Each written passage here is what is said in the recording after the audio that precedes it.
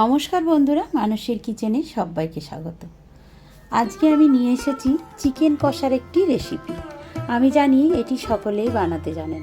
এক একজন এক এক রকমভাবে নিজের বাড়িতে নিজের পছন্দ মতো চিকেন কষা করে বানিয়ে খান।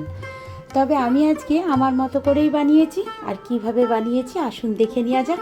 আমার রেসিপিটিও কিন্তু মন্দ হবে না। এইভাবে যদি আপনারা মাঝে সাঝে বানিয়ে রুটির সঙ্গে বা ফ্রাইড রাইস, পোলাও যা কিছুর সঙ্গে খেতেই পারেন। তো চিকেনটাকে ভালো করে ধুয়ে নিয়েছি। এখানে 5 থেকে 600 গ্রামের মতো চিকেন আছে। আর সেটাকে নুন আর দই দিয়ে, টক দই দিয়ে মাখিয়ে রেখে দিলাম, ম্যারিনেট হতে দিলাম। আর এখানে আমি বেশ ডুমো ডুমো বড় করে আলু আগে থেকেই কেটে নিয়েছিলাম। এটাকে তেলে একটু ভেজে নিচ্ছি। তেলে এইভাবে ভেজে নিলে রান্নাটা করলে কিন্তু তার রান্নার স্বাদ আরও ভালো হয়। আর দেখুন বেশ আলুগুলো লাল লাল করে ভাজা হয়ে গেছে। এবার আমি একটা পাত্রে তুলে রাখলাম। আর এখানে দেখুন একটু গরম মশলা ফোড়নে দিলাম লবঙ্গ, এলাচ, দারচিনি খুবই কম করেই দিয়েছি, কারণ চিকেনের পরিমাণটা আমার খুব বেশি নেই, অনুমান বুঝে দিয়েছি। আর এখানে 2টো দিলাম তেজপাতা।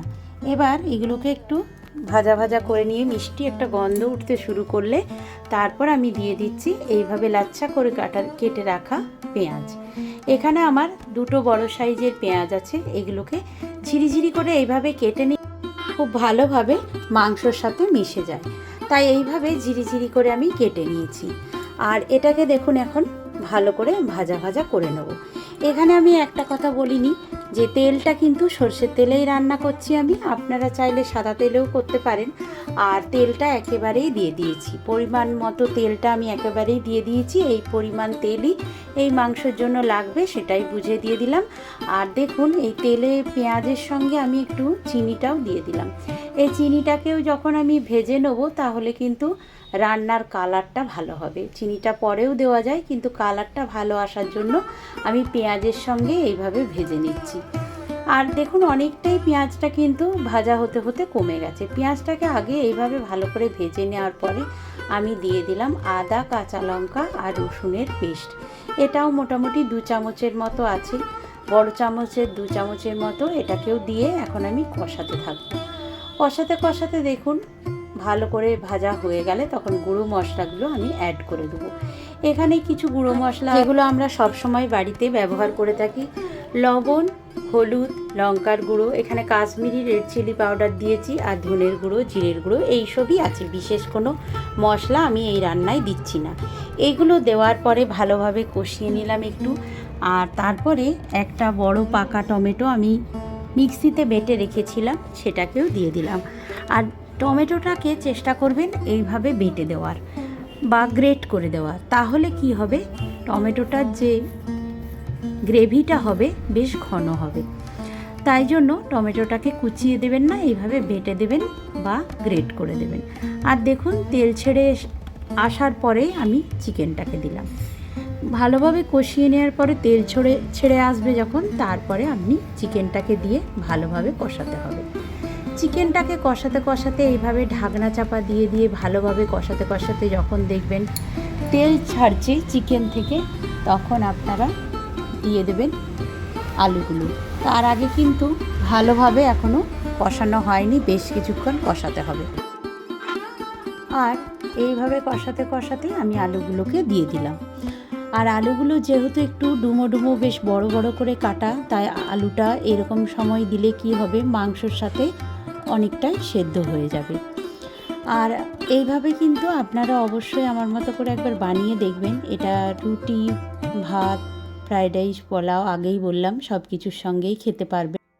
সব সময় দেখবেন একই রকমভাবে চিকেন খেতে ভালো লাগে না, তাই কখনো কখনো মুখের স্বাদ বদলাতে এরকমভাবে চিকেন রান্না করে খাওয়া যেতেই পারে। তো দেখুন খুব ভালোভাবে কিন্তু চিকেনটাকে আমি কষিয়ে নিচ্ছি। যেহেতু চিকেন কষা, তাই কষাতেই রান্নাটা বেশিরভাগ হয়ে যাবে। তাই জন্য বেশ কিছুক্ষণ সময় নিয়ে কিন্তু কষাতে হবে।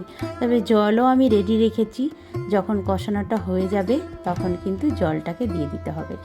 আর কাশ্মীরি রেড চিলি পাউডারটা আমার একটু কম মনে হয়েছে, তাই আমি আরও একটু অ্যাড করে দিলাম। এখানে আমি কিন্তু ঝাল লঙ্কার গুঁড়ো ব্যবহার করিনি, আপনারা চাইলে ঝাল লঙ্কার গুঁড়োও ব্যবহার করতে পারেন বেশি ঝাল খেলে, তবে আমি ঝালের জন্য কাঁচা লঙ্কাটাই ব্যবহার করেছি।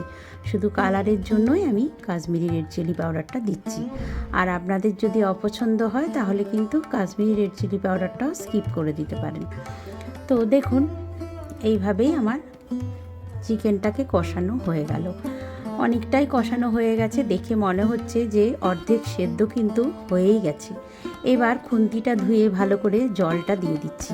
আর জলটা কিন্তু একেবারেই বেশি দেব না, কারণ ঝোল তো আমি রাখবো না চিকেনের, একেবারে কষা কষাই বানাবো, তাই জন্য আমি ঝোলটা কিন্তু জলটা কম পরিমাণে দিয়েছি। দেখুন বেশ মাখা মাখা হবে, সেই জন্য আমি কম দিয়ে ঢাকনা চাপা দিয়ে এখন এটাকে সেদ্ধ হতে দিলাম। আর কিছুক্ষণ পরে একবার করে, যেহেতু কম জল দিয়ে, সেই জন্য কিন্তু একবার করে ঢাকনা চাপা খুলে একটু করে নেড়ে দিতে হবে, না হলে কিন্তু তলায় ধরে যাবে আর চিকেনটা পুড়ে যাবে, আর রান্নাটা তখন খেতে খারাপ হয়ে যাবে। তাই একবার করে ঢাকনা চাপা খুলে খুলে আমি এইভাবে নেড়ে দিচ্ছিলাম। আর দেখুন 3-4টে আরও কাঁচা লঙ্কা ঝালের জন্য দিয়ে দিলাম, বাস গন্ধটাও ভালো উঠবে সেই জন্য দিয়ে দিলাম। আর ঘরে বানানো গরম মশলার গুঁড়ো, সেটা আমি ছোটো চামচের 1 চামচ দিয়ে দিলাম।